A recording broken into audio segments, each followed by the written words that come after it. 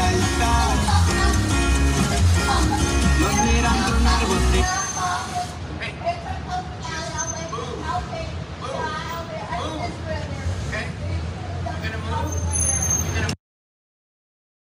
So that's a video that you might have seen going around last week of a San Francisco art gallery owner, Collier Gwynn, spraying an unhoused person with a hose.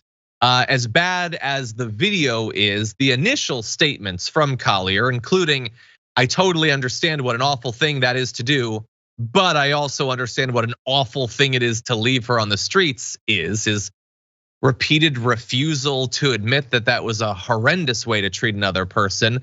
You knew that at some point Fox was going to leap to the defense of this individual. I mean, he is dehumanizing an unhoused person and they love that stuff. And so they decided to weigh in. Take a look at this.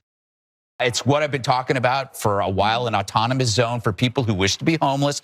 This is where you can go and practice this experimental lifestyle, right? And if you're back in the city panhandling, we'll take you back there or we'll get you help. But you're gonna go back to that place because that's where it's legal. That's where it's legal. And it could get really ugly and gross. It could be it could be like the Road Warrior ×5. But you know what? That's what they want in the city. They cannot live on your street. Right. They have to exercise their lifestyle somewhere else, and we will help you. We will help you. I will help you. Okay. Well, what do you think of that lady squirting the hose on the homeless lady? I think it was a dude, right? Dude squirting on it was a guy squirting the I think everybody is at the edge of their frustration. Like it's like you could say, "My gosh, that's heartless." Well, maybe that person gets up every day and sees human on his front door. Yeah, I bet that would be bad. I bet that would actually be annoying. And I bet that also wouldn't justify treating a human like this. And so Greg Gutfeld he didn't hesitate for a second to say, oh, I get that some people would have a problem with it. He clearly doesn't. But he was annoyed. He's at the edge of his rope, so he can spray her with a hose. Greg, what else can he do? Obviously, the line isn't crossed by doing the hose. Could he have kicked her? Could he have thrown trash at her? Could he have thrown her into the street? Could he have beaten her? Could he have killed her? Is there a line?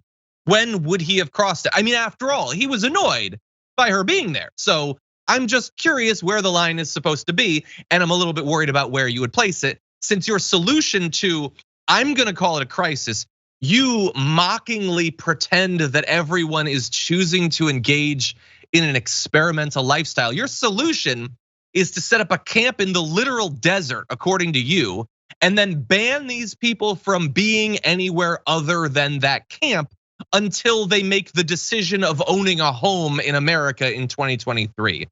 This is absolutely horrendous. This is genocidal. He wants to make being homeless illegal and then cart people off into the desert to just whatever, Road Warrior, whatever happens, happens. I don't care as long as I don't have to see it. It's disgusting. You'd think this would be non-controversial in a country where you're allowed to smoke meth in a park.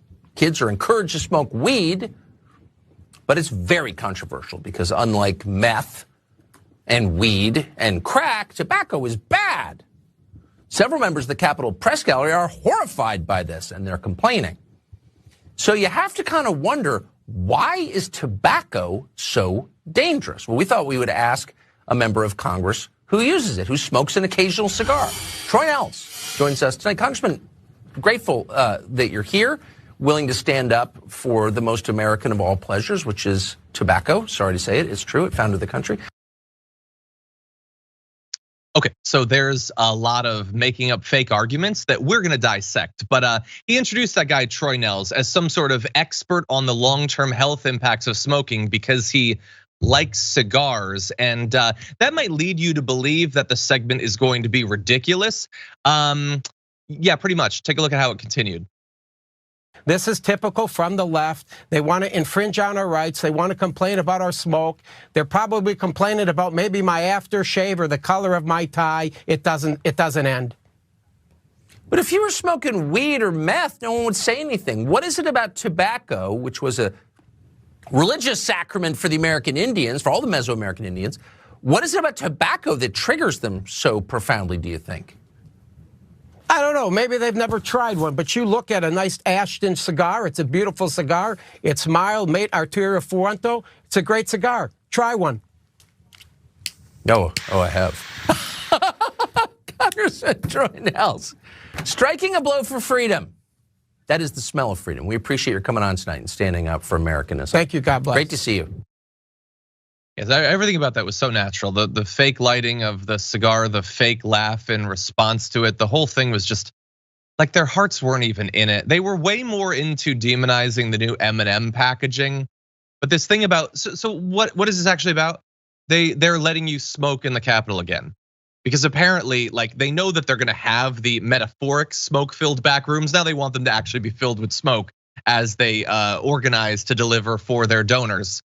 And it's supposed to be like anti-American, Danielle, I guess, to point out that there is very obvious health ramifications of smoking, including secondhand smoke.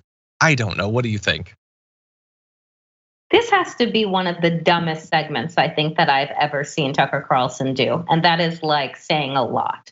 One, what's the big deal with tobacco? Oh, I don't know. Ask the tobacco industry that was sued back in the 90s because, their own doctor said that tobacco causes cancer, as we know about secondhand smoke as well. But yes, let Republicans show you the real things that they're fighting for in this country, which is your ability to get cancer and die. So if that's what the cross that they want to die on, by all means. Again, I don't know what park you're allowed to smoke meth in this country because that's not a real thing. And we have seen the legalization of marijuana and the decriminalization thereof because guess what? Doctors have also said that there are many benefits to the use of marijuana and that no, it is not the gateway drug that people thought that it was. But again, let's not let the truth get in the way of a good lie because otherwise Fox News wouldn't be able to exist.